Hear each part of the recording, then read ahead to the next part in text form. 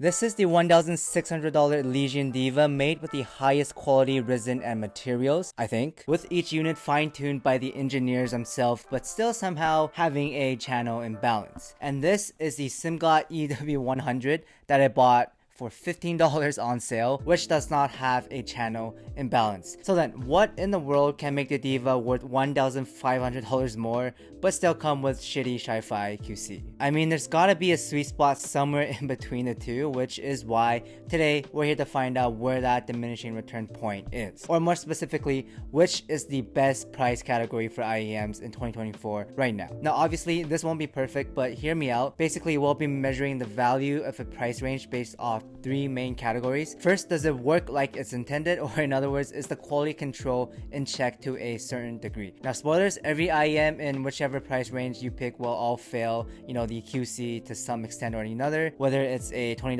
KZ or all the way to my infamous Diva channel imbalance. But of course, a $20 IEM like the EW200 with bad quality control is, I guess, more acceptable and, almost expected in Sci-Fi at the lower price range than versus, for example, spending $1,600 just to hear the right side of the base missing. Number two, how good is the technical performance of that price bracket in context to the other price ranges? Does it outperform or does it underperform? And number three, how much variety is there in terms of the overall different types of tuning? AKA, is it all just Harman, diffuse field, or is it, does it sound different? The best price range is going to change as more stuff comes out, but because Sci-Fi will be on break during Chinese New Year's, and usually it's never on break as, more stuff just keeps coming out, I thought, hey, this would probably be the best timing before they start up the factories again. So here we are. Starting with the sub $25 price range in terms of both quality control and variety, most cheaper IEMs will have some sort of quality control issues. They're not gonna last as long, they're made out of plastic, and most of them sound very similar to the Harman diffuse field sound. So don't expect, many QDC,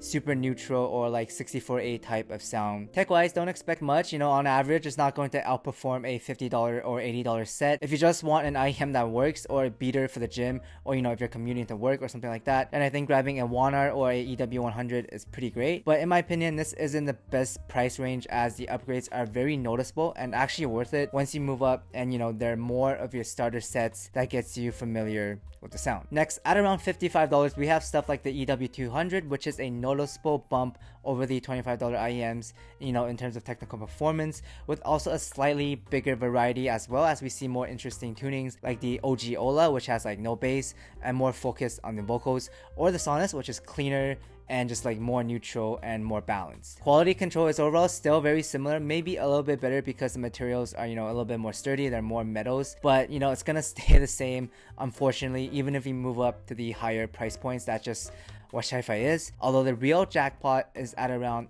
$80 to the $150 price range, or around $65 to $120 on sale. Now here's where things go crazy. First, in terms of technical performance, you have one of the best value IEMs out right now, the best in my opinion, the SimGot EA500 LM. Amazing resolution, outperforms the vast majority of IEMs around its price point, and even some above it. One of the best bass textures as well. You also have the nice hack F1 Pro, which is also a resolution beast, pulls out even more details than the LM, but just not as well tuned in my opinion, and bass texture isn't as good, but still a killer set just in terms of tech alone. And then you also have the RDT10, which is the cheapest IEM you can get if you want the best tech. Furthermore, you also have bassy sets like the Gato, super neutral ones like the Chino, the Hexa, and of course the pinnacle of Harman diffuse field itself, the Truth Ear Nova. So when it comes to outperforming tech-wise, a lot of IEMs you find from $80 to $150 will do that and strike a very solid like diminishing returns value. Even if you just want one aspect of a sound, like if you just want smooth treble, for example,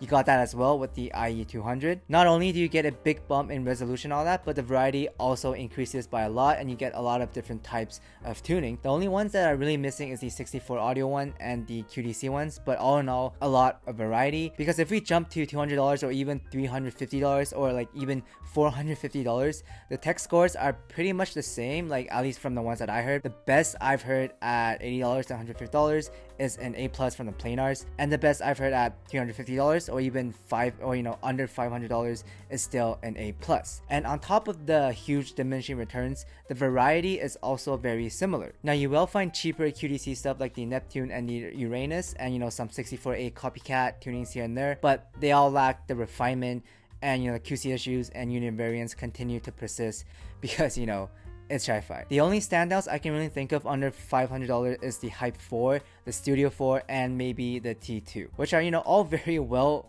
tuned, but just not very unique. They're solid IEMs, but nothing special. I mean, if you can find the top on sale for around $450, then that's actually a pretty good deal because you get a little slight bump. Nothing too crazy here in this price range. However, if we move up to the $500 to $1,300 price range, then that's where you're gonna see a bigger difference with more mature tunings like the Prestige LTD, the Mark IIIs, the MES Mark II, the Supernova, all a slight jump in tech, but also a lot more refined in the overall dynamics. Likewise, you'll find more unique sets as well, like the cleaner OH700VB, the darker OG EJ07, or something brighter like the Dunu Mirai. The variety, the tech, the refinement all goes up and are more noticeable, which makes this price range, a bit more worth than the $200 to $500 price range, although the diminishing returns also increases as well. I would just skip the $200 to $500 price range and save up for something like the Mono Mark IIIs, the Prestige LTD. So if you have something like the LM, the direct upgrade would be the $500 plus IEMs. Yeah, they cost quite a bit more,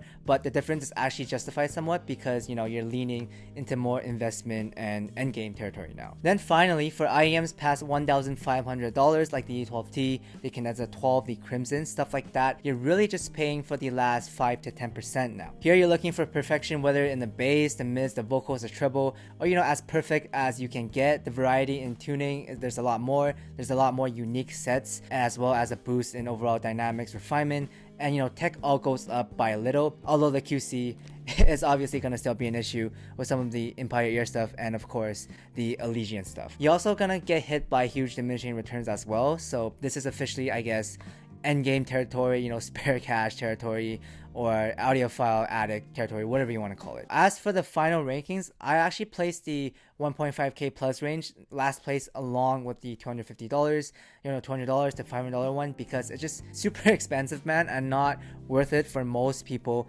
even though you get the creme de la crop of the audio world. As for the $200 to $500 range, the difference is just not enough.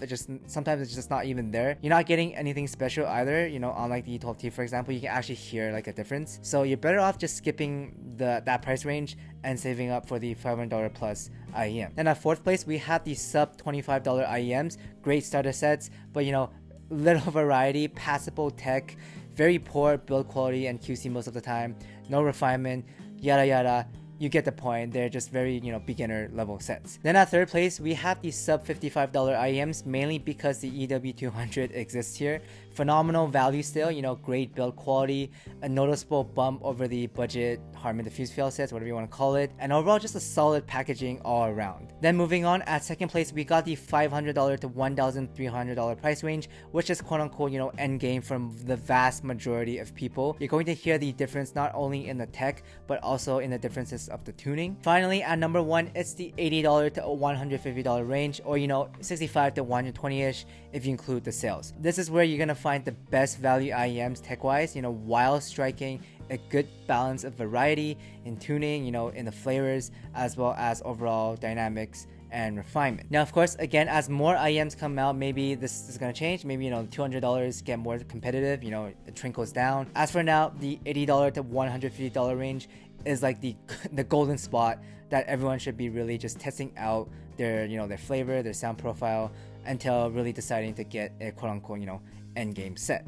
But yeah, I hope this was helpful. Chinese New Year guide coming soon. Stay tuned for that. Thanks for watching, guys, and I'll see everyone in the next one.